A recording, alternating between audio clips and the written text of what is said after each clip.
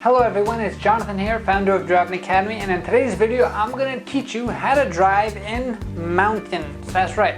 Wait, not Mount Everest, but actual mountains. So because we live in the great country that we call the United States of America, we have the experience and the pleasure, I guess you can say, to experience and drive through many different terrains, through very flat lands to very big mountains and everything in between. And if you're from the tri-state area and you think you know what a mountain looks like, you are completely wrong. You have not seen a mountain yet. So here in the New Jersey, New York, Pennsylvania area, we do have some nice sized mountains, but the further west you go, that's when the big boys come into play. So in this video, I'm going to be teaching you all the tips and tricks that you need to know in order to drive safely and to get your 80,000 pound vehicle through that mountain safely, up one end and down the other. So there's two main factors when it comes to driving in mountains that you have to be careful for. One is going to be the slope, which means what's the degree of pitch when you're going up and going down that mountain, or the other one is going to be making turns. So there's certain mountains that you have to understand is because they usually come into a peak, which means if you're going up, you are going to have to eventually come back down. Or when it comes to the turning, some roads were designed to go around the mountain, depending on the mountain that you're in. So you would definitely want to make sure you're not touching those guardrails and making sure you're checking the turns and checking your mirrors as much as possible. So one of the cool things about driving these big tractor trailers through mountains is the fact that you have this weight.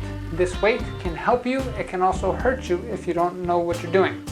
So pretty much let's break it down into two categories. We're going to have manual transmission vehicles and automatic transmission vehicles. When it comes to automatic or manual transmission vehicles, when you're driving through mountains, you pretty much have to worry about the same things, whether it's automatic or manual trucks. Let's talk about the slope first. When you're going up a mountain, when you're driving a truck, if you're driving a newer automatic vehicle, it's going to automatically downshift for you to give you more power. The thing you have to understand about shifting is the lower the gears you go, the slower speed, but the more power you have. The higher gears you go, the higher the speed, but the less power you have. So if you're ever driving up a hill or up a mountain and all of a sudden a truck starts to slow down and you're driving in your car and you start to speed up, remember, 80,000 pounds is holding that thing down and gravity wants to keep pushing it down, which means that truck has to work extra hard to bring that whole load up that hill or up that mountain itself. So if you're driving an automatic vehicle, that means you're just going to keep giving it gas and all of a sudden the RPMs are going to start to drop, or the speed is going to start to drop and the RPMs are now going to start changing around and your truck should automatically downshift to the best gear. However, if you're driving a manual transmission, you have to be the brains of the operation. So make sure you're checking out your speed. Usually, depending on the mountains, it's 30, 40, some of them are 50 miles an hour. You don't always have to go the full speed when you are climbing this hill. The thing that you do have to watch out for is make sure you don't get stuck into neutral. Because imagine climbing up the mountain and all of a sudden you make a bad shift and you're in neutral. All that gravity wants to do with the 80,000 pounds is bring that sucker way back down. So what do we got to do? As you're going up this mountain, make sure that you're watching your speed. Usually you want to be, say in a 10-speed transmission, 7th or 8th gear is good. You're going to go slow, but at least you're going to get up there. However, if you're going from 10th or 9th gear, you're cruising and all of a sudden you're starting to lose power, you're starting to lose speed, and if you try to keep it in that gear the whole time, you will lose power completely and you will start dropping down. So before your RPMs drop, before your speed starts dropping too dramatically, you want to make sure you downshift to your lower gear. So that means if you're going up in 9 or 10, downshift one gear below you, so then everything's okay. When you're coming down the mountain, that's when the tricky part comes in. So the rule of thumb is when you're going down the hill, you always want to make sure that you go one gear lower than what you went up in. So if you went up the hill in 9th gear, when you come back down, 9 minus 1 is 8, which means you're going to have to go down the hill in 8th gear in that example. Make sure that you do all your shifting, whether it's automatic or manual transmission vehicles, at the top of the hill before you start going down. Because when you start to try to shift going down the hill, that's when scary things happen. So we already talked about going up. Let's confirm what's going to happen going down. Whether it's automatic or manual trucks, especially with automatic trucks, you are going to want to press on the button or do whatever you have to do to manually downshift the automatic transmission, because if you just use your brakes, you are going to start burning up your brakes dramatically.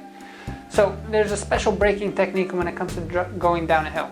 Now, what kind of hills are we talking about? We're talking about small hills, big hills.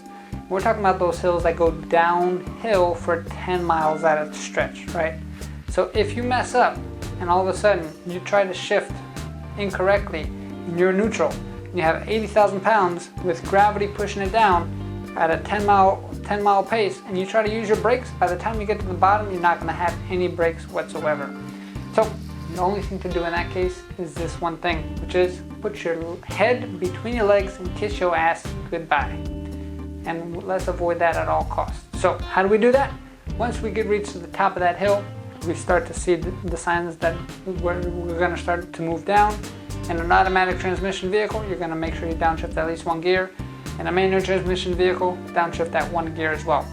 As you're going down the hill, you want to make sure that your engine is doing the braking for you. You should not be pressing on any gas whatsoever, because you want to really control all that weight that's behind you. So that being said, say you're going down, say the speed limit is, for instance, 50 miles an hour. The way it works is you're going to let your foot off the gas and off the brake, let the engine slow you down. Once you get to 50 miles an hour, you're going to tap on the brakes slightly until you get 5 miles an hour underneath the speed limit. So in this case, you're going to go to 45 miles an hour. From there, you're going to come off the brake. You're going to start to drive down the vehicle itself without pressing on any gas. The speed is going to start to climb, and then that time it gives your brakes time to cool down. And then once you get back up to 50 miles an hour, you slightly press on the brake to bring it 5 miles an hour underneath the speed limit. And you just do that motion all the way down. That way you're going to save your brakes, you're going to be using your engine, and you're not going to be in trouble. Now, whatever you do, do not downshift going down the hill. This is only for extremely experienced people, people who have a death wish. If you ever go down a long hill, you'll see those escape ramps, and if you do have any issues whatsoever, that is your last resort. It's always better to ruin the truck and the escape ramp and to save yourself and everybody else than to do the opposite. That's pretty much what you have to know about going up and going down the hill. Second thing is, when it comes to turning around, when it comes to turning in your hills or mountains, you're going to want to make sure that you're checking those mirrors extremely well. In a tractor trailer, you have something called off tracking, which means when you're making a right or making a left, your trailer is not going to follow the same tracks as your tractor, which means if you make your turn too wide, your trailer can kind of start hitting the guardrails depending on how wide the street is. So you want to make sure that you're staying as close as possible to the middle of the street itself. And if you have to take up 2 lanes, take up 2 lanes. Safe is better than speed. I hope this helped you out. These are 2 quick tips on how to drive in mountain situations. And if you want to learn how to drive in the mountain in a very, very safe environment, come on in, because we have one of these things here. This is called a state-of-the-art driving simulator. We're one of the few schools in the country to offer simulation training. And in this simulator, we get to give you years of experience within a few days of training. How? We can put you in mountains, like I said. We can make that snow in the mountains. So imagine going through all those scenarios and it's snowing outside. We can make sure that we put you in the city of New York. We can do anything that God can do for you outdoors. We can do it here in an extremely safe environment so you can learn and be the best driver around. That's why many of our students have no issue finding work, because of our technology, just like our state-of-the-art driving simulator. Our companies love hiring our guys because they come up with so much more experience than the average person coming out of school. And we really take pride in the way that we get you ready for the CDL road test, plus for real life after that. So if you want to find out more information on how you can get your hands in training on this state-of-the-art driving simulator, included with our other training packages, which is our guaranteed training package, which is probably our best option available. This is where we can guarantee that we get your license.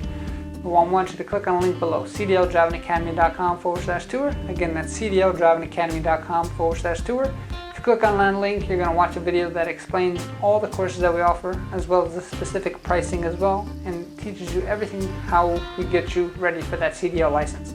So one more time, give us a call, 908-525-3609, or click on the link below, like I said before, cdldrivingacademy.com/tour. Our mission is to help 1 million people get on the road to freedom, What's more free than driving where you want to go and making money while you're doing it? Thanks.